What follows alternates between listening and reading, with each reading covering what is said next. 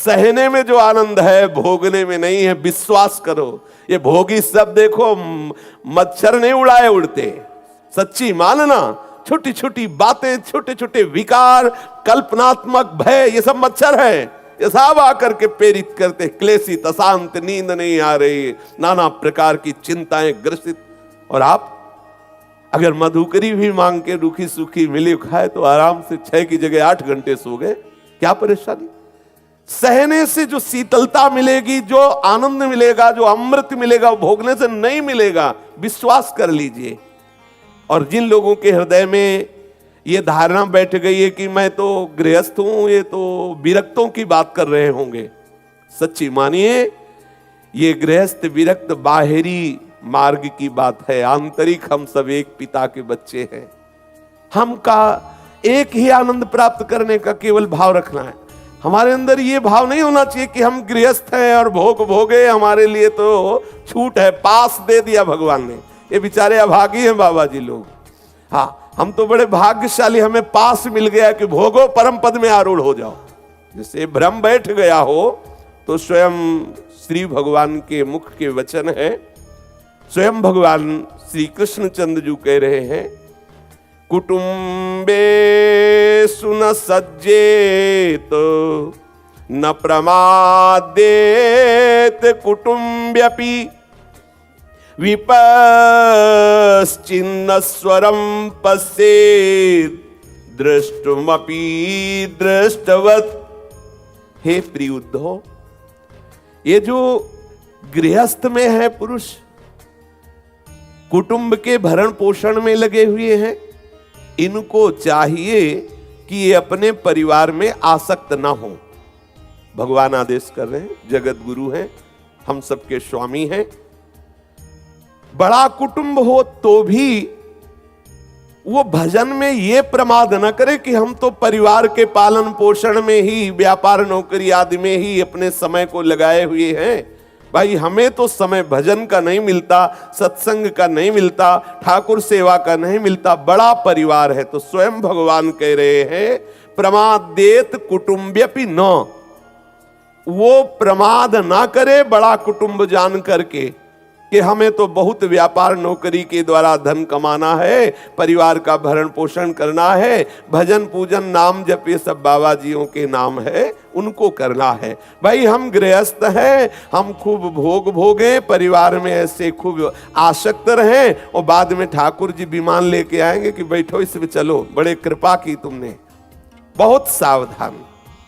आपको लग सकता है कि हम गृहस्थी में हैं, इतना सब करते हैं, भजन कैसे हो सकता है। आप अभ्यास करें, अभ्यास से सब हो सकता है। जब एक चक्रवर्ती सम्राट महाराज अम्बरीश संपूर्ण राज्य का पालन करते हुए भजन कर सकते हैं, तो ये हमारे प्रभु ही हमें ऐसे आचरण करके दिखा रहे। वो भगवत स्वरूप है। तो हम भी तो प्रभु के बच्चे हैं। हमें अगर छोटा सा परिवार मिला है, 10, 20, 25 लोगों के भरण पोषण की सेवा मिली है, तो हम बहादुरी के द्वारा खूब व्यापार नौकरी आदि करते हुए, भगवत स्मरण करते हुए, सत्य का पालन करते हुए, धर्म का पालन करते हुए अपनी जीवन यात्रा पूरी करें। यदि हम परिवार में आसक्त होकर प्रमादवश ऐसा कि मुझे भजन करना, संयम से रहना, ये सब मेरे विषय नहीं है, भूल मत करो। हम सब भगवत कार्य के लिए आए हुए हैं। जैसे कई बार चर्चा में कहा है, प्रभु ने 84 लाख योनियों से हमें निकाल कर बीच चक्र से और मनुष्य शरीर दिया है। ये हमारे किसी कर्म का फल नहीं है। कोई ऐसा ना सोचे कि हमने कर्म किया तो मनुष्य बने। सुअर, कुत्ता, गधा, चिड़ै, चुनगुन बन के कौन सा कर्म किया भाई जिससे मनुष्य बनते। ये तो केवल कृपा सिंधु की अहेतुकी कृपा से मनुष्य जन्म मिला। चूको मत, बहुत विचित्र संसार है, इतने भयानक भयानक कष्ट हैं जीवों को, पूछो मत। सावधान हो जाओ, एक एक कदम संभाल संभाल करके चलो। जब प्रभु ने भेजा तो जो वैराग्य मार्ग के पथिक बने, उनसे प्रभु ने पूछा कि तुम जाओ और मृत्यु लोक में मेरा भजन करके मुझे प्राप्त हो। बोले ठीक है प्रभु, जैसी आज्ञा। लेकिन एक ने कहा कि प्रभु हम बिना दुल्हन के नहीं रह सकते, बिना लड़का बच्चा के नहीं रह सकते, बिना संसार के सुखों के नहीं रह सकते। तो बोले दिया, जाओ ये सब दिया, लेकिन मेरा विस्मरण न होने पावे, ये ध्यान रखना। प्रभु ने तुम्हें भेजा है एक जन्म केवल, आप सतत स्मरण कर ले तो आप इस संसार चक्र से मुक्त हो जाएंगे। आप बिना इन भोगों के नहीं रह सकते थे, इसलिए गृहस्थ धर्म में आपको प्रभु ने ये सब सृष्टि के भोग दिए, लेकिन शर्त है उनको भोगते हुए तुम भगवत स्मरण करो। इनको था कि तुम वैराग्य से युक्त होकर तदाकार वृत्ति के द्वारा भगवत स्मरण करते हुए अपना कार्य पूरा करो। कार्य दोनों को एक ही है, भजन करते हुए जीवन व्यतीत करना। ये वैराग्य प्रधान है और वो राग युक्त दिखाई देते हैं, लेकिन अंदर से उनका भी चिंतन निरंतर भगवत स्वरूप का हो, तब दोनों भगवत प्राप्त हो जाएंगे। जैसे यहां भारत सरकार का आदमी कहीं बाहर भेजा जाए, वो कह दे कि हमें वहां बंगला चाहिए, गाड़ी चाहिए, लड़का लड़की चाहिए, ब्याह, ये सब पास कर दिया, जाओ इतने वर्ष तक विदेश में रहकर हमारे देश का काम करके वापस आ जाओ।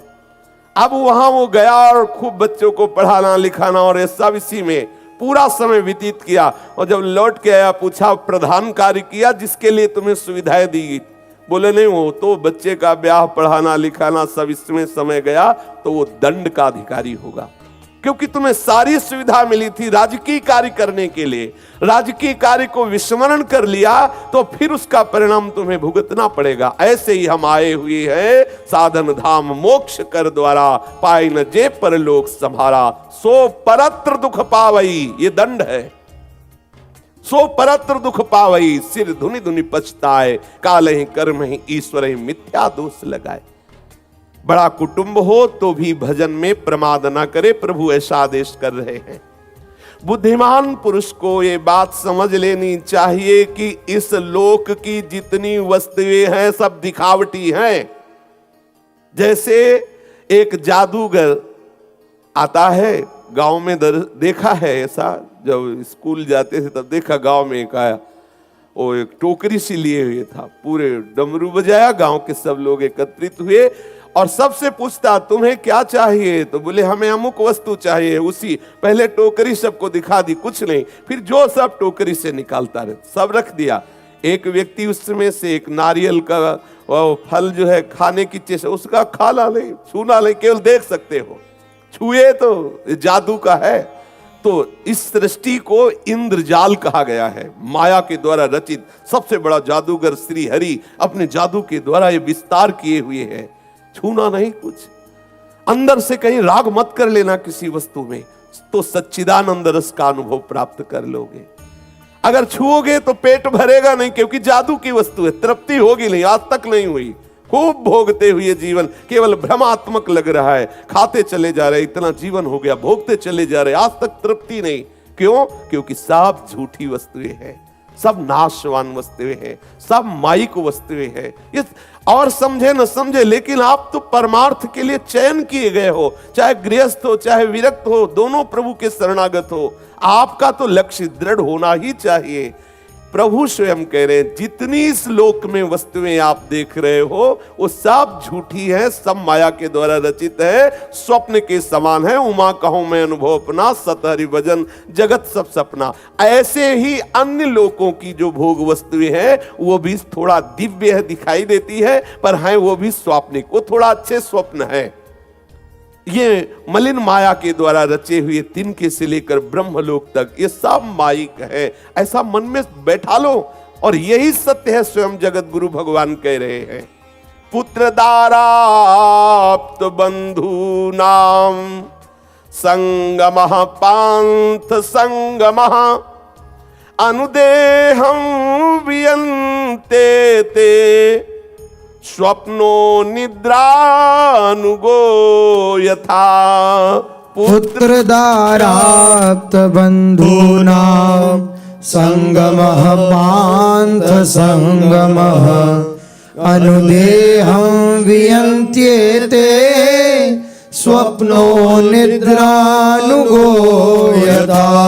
भगवान श्री कृष्ण चंद्र जी कह रहे हे उद्धव, ये जो पत्नी पुत्र भाई बंधु और अपने बुजुर्गजन ये जितने भी हैं, इनका जो मिलना है ये सब ठीक ऐसे है जैसे कोई बटोही रास्ता में चलता है और प्यास लगी तो जब पौशाला में जाता है तो बहुत लोग मिल जाते हैं, पानी पिया चल दिए, जैसे ही स्टेशन में गए तो देखा बहुत से यात्री हैं, वो विलंब से आनी है गाड़ी तो बैठकर बातचीत करते हैं, चाय पीते हैं, हंसते। जब गाड़ी आ गई तो अपनी अपनी टिकट के अनुसार हम चल देते हैं। ठीक जैसे पौशाले का मिलन, जैसे स्टेशन का मिलन, जैसे मेला में मिलन, बिल्कुल ठीक ऐसे ही परिवारजनों का मिलन है। स्वयं प्रभु कह रहे हैं, इस बात पर विश्वास करो, मनन करो। ये हमारा जो शरीर संबंध का जाल फैला हुआ है, सुत बनिता आदि जान स्वार्थ रत ना करुणे सभी से, तात मात सुत दार देह में मति अरुझय मति मंदा, हित किशोर को है चकोर तू लखी वृंदावन चंदा। जैसे स्वप्नों नींद टूटने तक ही रहता है, वैसे ही ये जितनी मिलन जुलन वाली संबंधी हैं, वृत्तियां हैं, ये बस जब तक श्वास चल रही तब तक, इसके बाद श्वास छूटी कोई तुम्हारा नहीं। जैसे स्वप्न है, नींद में हो तो सब व्यापार दिखाई दे रहा, जगे तो केवल आप थे। ऐसे ही जब यहां से जाओगे तो हंसा अकेला उड़ा, जिंदगी में लाखों का मेला जुड़ा, हंसा जब जब उड़ा तो अकेला उड़ा। ये बैठा लो हृदय में। आप अभी अगर शरीर छोड़ने का समय आए तो सिर्फ आप अकेले होंगे। आपने जो जो कर्म किए हैं, जो जो आपने राग द्वेषात्मक संस्कार बैठा ले, उन्हीं के अनुसार आपकी गति होगी।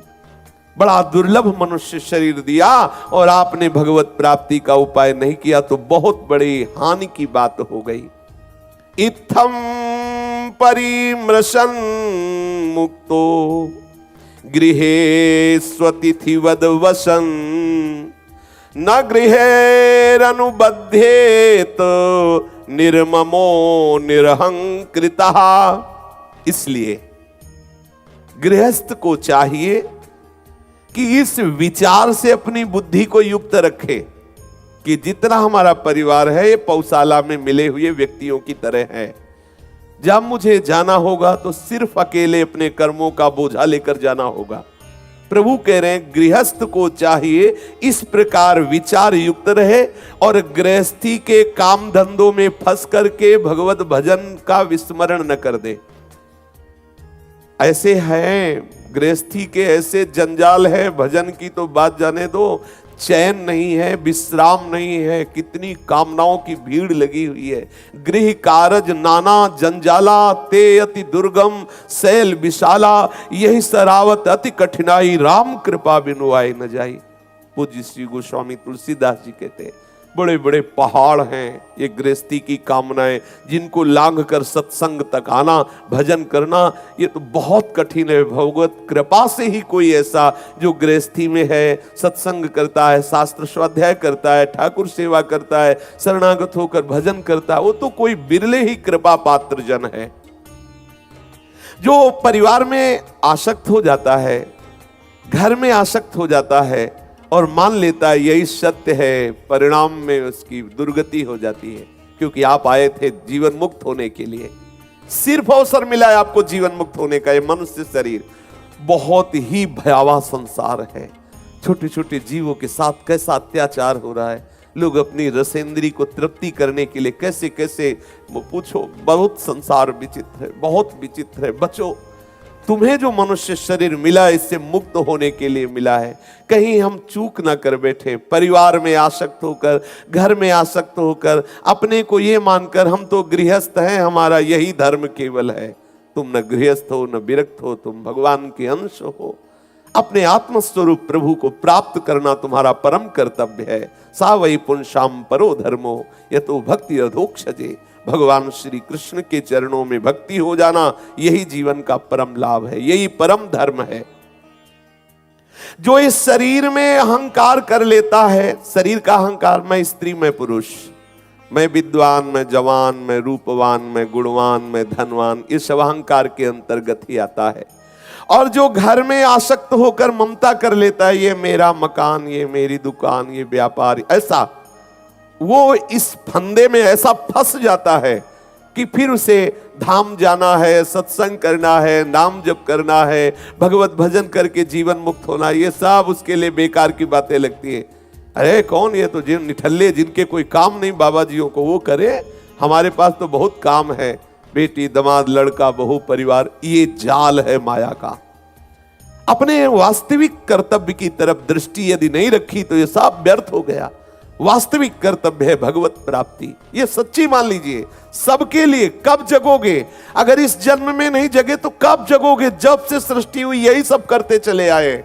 ये बहुत बढ़िया अवसर प्रभु ने दिया, जाग जाग, ये जागने के लिए अवसर दिया है। जाने तब ही जीव जग जागा, जब सब विषय विलास विरागा। जाग जा, जे ही तू जगेगा तेरा स्वप्न टूटेगा तो तुझे दिखाई देगा। जे जाने जग जाए हेराई, जागे जथा स्वप्न भ्रम। ये सब भगवती माया के द्वारा रचित नाटक है। भगवान श्री कृष्ण स्वयं कह रहे हैं, कर्म अभिर्ग्रह मेधि यैरिष्ट्वा मामेव भक्तिमान् तिष्ठेद वनं वोपविशेत् प्रजावान् वा परिव्रजेत् यत्स्वासक्तो मतिर्गेहे पुत्रवित्तैषणातुरः स्त्रीणः कृपणधीर्मूढो ममाहमिति बध्यते। गृहस्थ को भक्तिमान होना चाहिए। आए हुए अतिथियों की सेवा, संत सेवा, ठाकुर सेवा और जो भी और निरंतर नाम जप, जो भी अन्न धन है उससे हम जब गौ सेवा, अतिथि सेवा, ठाकुर सेवा, संत सेवा ये करते हैं ना, तो हमसे कुछ ऐसे अपराध होते रहते हैं जो जाने अनजाने में। जैसे कोई कृषि करता है, खेती करता है, तो जोतने में या ऐसे पदार्थ फेंके जाते हैं फसल रक्षा के लिए, जिससे बहुत से जीव मरते हैं। सोहनी लगाने में बहुत से जीव मरते हैं। कई ऐसी प्रक्रियाएं हैं जिसमें बचाना भी चाहे तो नहीं बचा सकते, बहुत से जीवों की हत्या हो जाती है। यदि अतिथि धर्म का, साधु सेवा, ठाकुर सेवा, गौ सेवा, ऐसी सेवाएं होती है, भगवत स्मरण होता है, तो निष्पाप होकर वो भक्तिमान गृहस्थ भगवत प्राप्ति के योग्य हो जाता है। भक्तिमान पुरुष गृहस्थोचित शास्त्रोक्त कर्मों के द्वारा मेरी आराधना करता हुआ अगर घर में ही वास करता है और मेरे भक्ति मार्ग का अनुसरण करता है घर में रहकर, तो भी वो भगवत प्राप्त हो जाता है।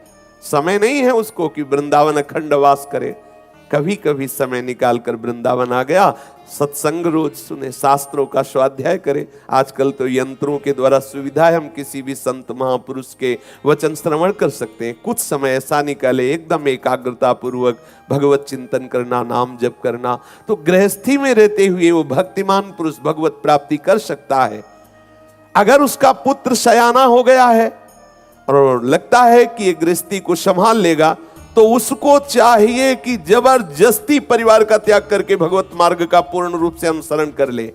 बरबस राज सुतहि नृपदीना हरिहित आप गवन बन कीना। फिर उसमें मोह की गुंजाइश न रखे, जबरदस्ती ना चाहते हुए भी मन आसक्त है, राग कर रहा, पर छोड़ देना चाहिए। पुत्र शयाना हो गया, परिवार का भार उस पर छोड़ करके भगवत मार्ग का अनुसरण करे। और आजकल भगवत कृपा से ऐसे पुत्र होते हैं कि भार रखने की जरूरत ही नहीं है। माता पिता को छोड़ दिया और विदेशों में जाकर के ब्याह करके नौकरी करते, माता पिता किस स्थिति में पता ही नहीं, अपने आप बैरागी बना देते हैं। तुम्हें राग करने की जरूरत नहीं, ज्यादा राग करोगे तो अनाथालय में छोड़वा देंगे, वृद्धालय में जहां वृद्धों की सेवा होती है। बहुत सावधान, स्वयं भगवान आदेश कर रहे, यदि पुत्रवान हो, पुत्र शयाना हो गया हो, तो घर गृहस्थी का भार सौंप करके मेरी प्राप्ति के लिए पूर्ण तन्मयता पूर्वक भजन करे, संन्यास मार्ग को स्वीकार कर ले। जो लोग मेरी आज्ञा के अनुसार गृहस्थ जीवन ना बिता करके परिवार के जनों में फंस जाते हैं, घर में आसक्ति कर लेते हैं, स्त्री पुत्र और धन की कामना में फंसकर हाय हाय करते हुए वृद्धावस्था आ गई, मूढ़तावश, स्त्री लंपटता, मोहवश, पुत्र प्रियता और कृपणतावश धन की प्रियता, फिर वो इस फेर में पड़कर नरक जाते हैं, फंस जाते हैं। प्रायः ऐसा ही हो रहा है, हम अपने जाल में खुद फंसते चले जा रहे हैं। जब हमें मुक्त होने का प्रभु ने अवसर दिया मनुष्य शरीर, तो इतना राग फैला लिया, पूछो मत।